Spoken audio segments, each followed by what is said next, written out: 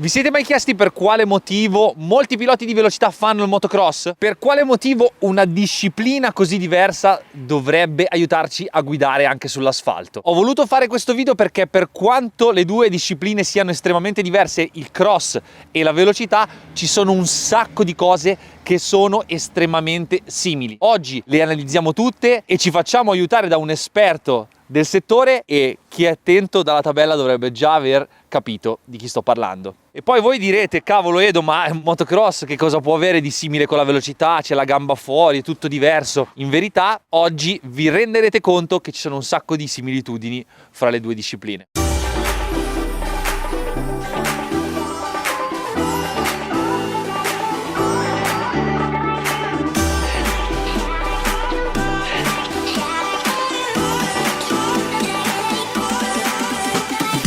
In auto abbiamo il pilota che è sempre seduto su un sedile e non si muove mai. Invece in moto il pilota, come si muove sulla moto, cambia radicalmente quello che la moto fa. Il trasferimento di peso cambia il carico che noi portiamo alla moto, e questa cosa influenza un sacco lo stile di guida in qualsiasi disciplina del nostro sport a due ruote. I più attenti l'avranno capito, siamo a Ceriano Laghetto, pista dove vengo sempre anche perché è vicino a casa, e sempre i più attenti avranno già capito dalla tabella che c'era sulla moto prima della sigla chi è l'ospite di oggi e di chi stiamo parlando. Lo avete già visto in un mio video, è la persona che mi sta cercando di insegnare a guidare la moto da cross. Andre, vieni qua. Andrea Cervellin, pilota di motocross, e soprattutto la cosa in comune che abbiamo io e lui, fighissima, è che sia io che Andre abbiamo scuole che insegnano il nostro sport, ognuno ovviamente la relativa disciplina. Lui insegna motocross, io insegno velocità. La mia non è propriamente una scuola perché è una consulenza, backpack racing, però comunque ci siamo interfacciati perché io volevo imparare ad andare un po' meglio in motocross. Quindi Andre, durante uno degli ultimi corsi che abbiamo fatto ti avevo proposto di fare questa cosa, questo video, perché non hai mai guidato una moto da corsa, però ti sei reso conto che ci sono delle similitudini, ti ho fatto notare che ci sono delle similitudini. Oggi le andiamo a vedere e soprattutto mi aiuterai con il tuo punto di vista. La prima cosa che affrontiamo è la curva. Nel motocross qual è la tecnica per affrontare la curva? Nel motocross penso come in velocità la curva sia il tratto di pista più importante per essere veloci. Tecnica... Ma non i salti. No, i salti... Tutti pensano ai salti. No, un po' anche lì, però diciamo che si punta molto sulla curva. La tecnica, diciamo che base è una, poi ogni guida, come penso anche nella velocità, come mi direi meglio che te dopo, cerca di perfezionarsela o personalizzarsela, diciamo. Quindi nel motocross vediamo questa cosa, e le due caratteristiche sono estremamente differenti perché piloti di moto da corsa hanno sempre il ginocchio fuori che sfiora l'asfalto, mentre nel motocross abbiamo questa gamba sempre in avanti, ok? E a che cosa serve avere la gamba avanti? La gamba avanti ci dà un aiuto con l'equilibrio e bilanciare la moto, e diciamo che il punto iniziale è quando inizio a curvare. E per caso è anche un riferimento per sapere quanto pieghi? Sì, certo, è un riferimento sulla terra. Così come per il pilota di velocità il ginocchio è un riferimento per sapere quanto sei piegato, dove è l'asfalto, e in situazioni di viscido comunque è sempre una sicurezza appoggiare per terra. Adesso casco in testa, Andre, andiamo a fare due curve e poi passiamo alla successiva similitudine.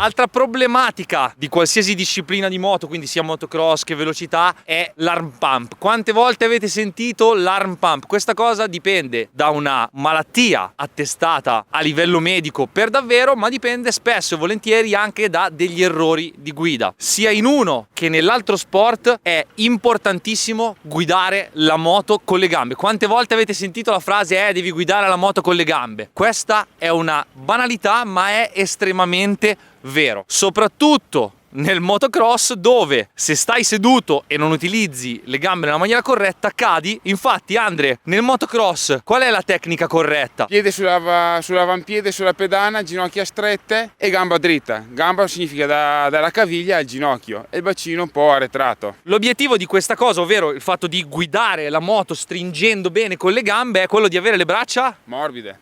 Perché soprattutto nel motocross? Poi vengono le braccia dure, quindi più importanza alle gambe. Vai Andre, facciamo vedere com'è la tecnica del motocross. Si parte dal basso con il piede appoggiato sull'avampiede per evitare infortuni e soprattutto per guidare meglio la moto. Ginocchia stretta, dal ginocchio alla caviglia la gamba deve essere dritta e il bacino arretrato. Mi viene in mente di immaginare di fare uno squat da spingere sulla pedana. Dal bacino si sale spalle, braccia, immaginiamo di avere un tavolino che appoggia sui polsi, polso, gomito, spalla e dobbiamo tenerlo in asse.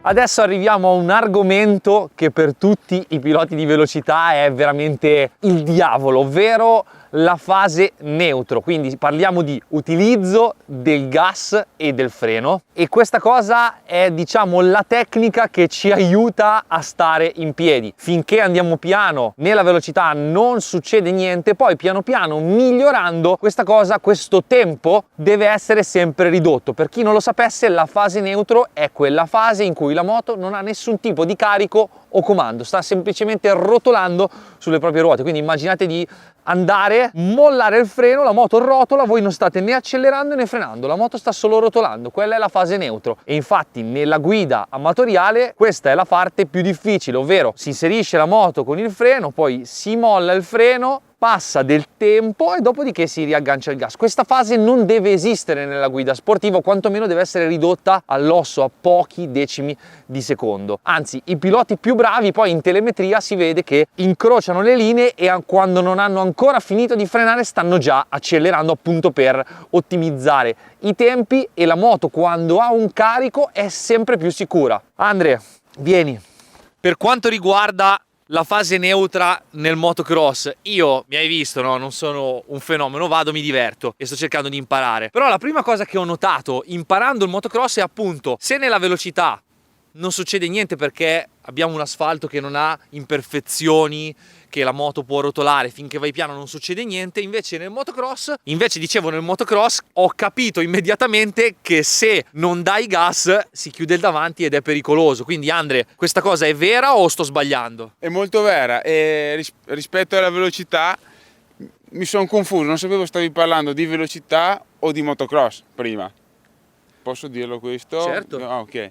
In che senso, scusa? Che parlavi della moto che rotola, Sì. cazzo, è uguale al motocross. Perché anche nel motocross, come nella velocità, la moto ha sempre un carico. O sto accelerando o sto frenando. Come si può vedere dietro di noi, un classico amatore farebbe un buon salto, una buona curva. Però dal salto alla curva lascerebbe la moto in fase neutra, diciamo. Invece un pilota più bravo, più esperto, dall'atterraggio può partire con l'accelerazione, successivamente una staccata e la curva. E poi altra cosa, quando entri in curva, se appena tu finisci di frenare, perché partiamo dal presupposto che il freno dovremmo portarlo fino dentro, ok? Anche nel cross come nella velocità. Però che cosa succede? Se tu appena molli il freno, non dai gas e hai quell'incertezza, ti si chiude il davanti o la moto ti esce dal canale. Esatto, nel momento che inserisco la moto posso ripartire con il gas, altrimenti rischio di scivolare o si chiude l'anteriore, come già detto. Negli anni si è cercato sempre di accompagnare più giù possibile la moto in curva come in velocità, e a questo punto il gas ci aiuta e ci permette di rialzare la moto. Senza l'aiuto del gas sarebbe più difficile, rischieremo di far chiudere l'anteriore. Quindi, siccome io non sono la persona adatta per farvi vedere questa cosa, mentre Andre gira e ci fa vedere un salto e una curva, e ascoltiamo il motore che cosa fa, appunto per sentire la fase neutro che non c'è.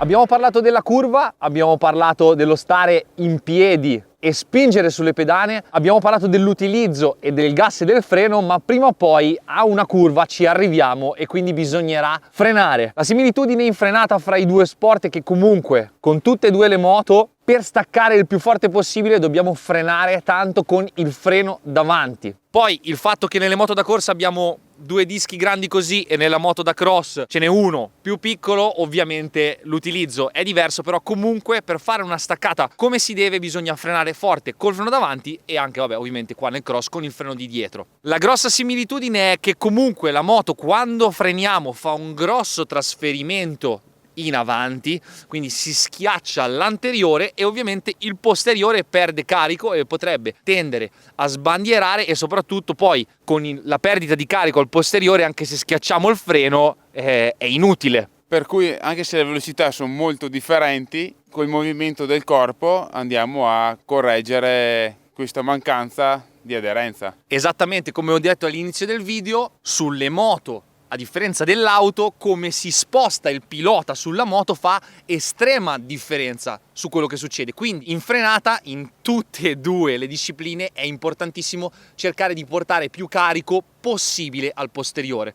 Nel motocross poi la moto, bene o male, è più semplice, con questa cosa nella velocità ci si può andare dietro con il setup, però sicuramente il pilota fa il 90% del lavoro in base a come si sposta. Ad esempio nel motocross qual è la tecnica di frenata ideale per frenare una staccata il più forte possibile e non prendere le buche? Nel motocross, come già anticipato, ci si aiuta anche col freno posteriore un po' di più che la velocità, però la frenata maggiore fa il freno anteriore. Ci aiutiamo con la scalata uguale alla velocità e poi il freno posteriore. Importantissimo con il sedere andare sul fine sella, tra la sella e parafango posteriore, in modo da bilanciare più correttamente la moto. Bene, quindi Andre, motocross, accelerazione, stiamo andando. Quando arriviamo alla staccata cosa c'è da fare?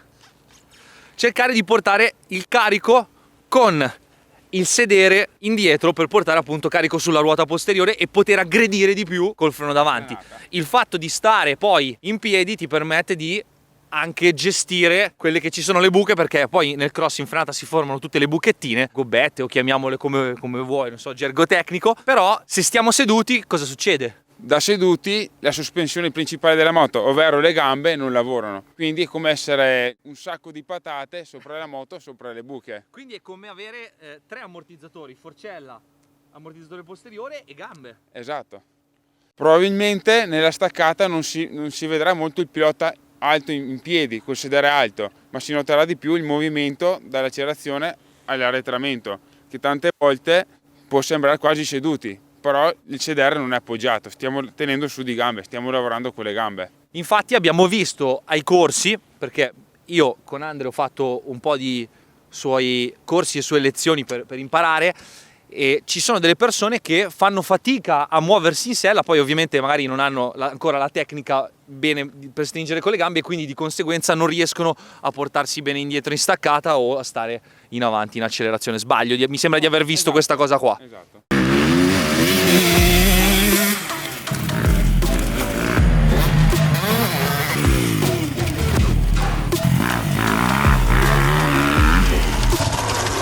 Quindi Andre, abbiamo parlato di utilizzo del gas e del freno e di utilizzo del corpo. Quando usciamo dalla curva dobbiamo Accelerare. Ok, dobbiamo dare gas.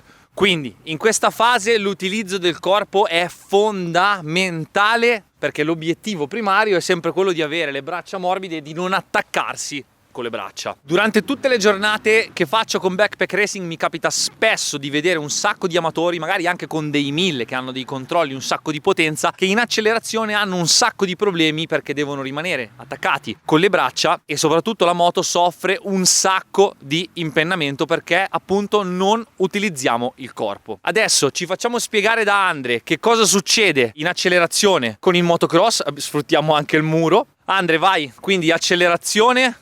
Siamo in piedi sulle pedane, cosa dobbiamo fare? Beh, nel motocross la pista cambia durante la giornata. La mattina possiamo trovare bellissima, liscia, fresata, quindi possiamo fare l'accelerazione anche da seduti. Nel pomeriggio o nel passare delle ore la pista cambia, diventa più bucata, più rovinata, quindi è molto più importante, come detto prima, rimanere in piedi. Ma in entrambi i casi, o da seduti o da in piedi, la cosa più importante è spingere sulle pedane e stringere con le ginocchia. Da seduto spingo, stringo e spingo anche un po' con il sedere. Da in piedi uguale, mani in bilancio con il busto e con la testa riferimento al manubrio. Da seduti è più facile avere le braccia già un po' più morbide, più leggere, mentre da in piedi diventa un po' più difficile, quindi bilanciandomi con il busto, spingendo sulle pedane, magari con la testa sempre riferimento al manubrio, riesco a mantenere le braccia un po' più morbide. Vai, fammelo vedere bene. Vai.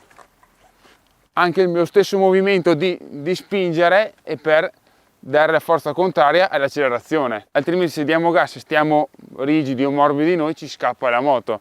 Gli diamo la forza sulle pedane e bilanciamo con il busto. Poi la cosa più grave che ti possa succedere è il fatto che se prendi delle buche e sei attaccato con le braccia, non hai più controllo, ti scappa via. la moto. Non voli via. Siamo fortunati, nel cross le velocità sono molto inferiori, quindi se perdiamo il controllo può essere probabilmente meno grave che su un autodromo, però è sempre brutto. Non credetegli, lui lo fa facile, dice che si va più piano, è vero, però pieno di buche, non è liscio qua.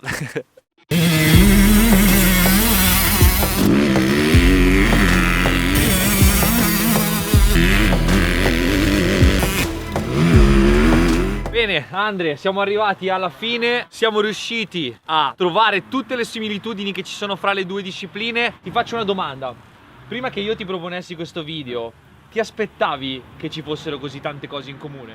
No, perché io ho avuto anche la fortuna di fare un giro al Mugello con Battaini, con la Ducato Biposto. Ok.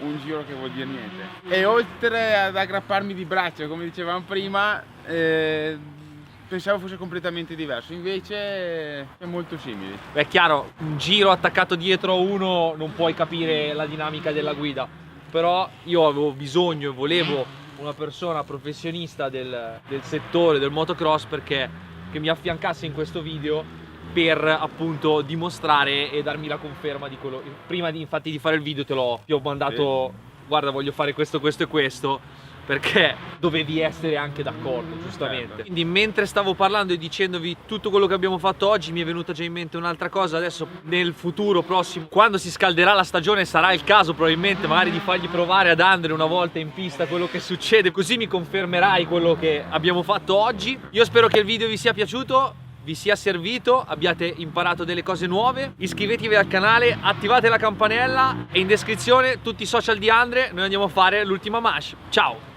No, non c'è mai. Ah, l'ultima, vabbè. In descrizione trovate i canali social di Andre, andatelo a seguire e noi andiamo a fare un'altra manche.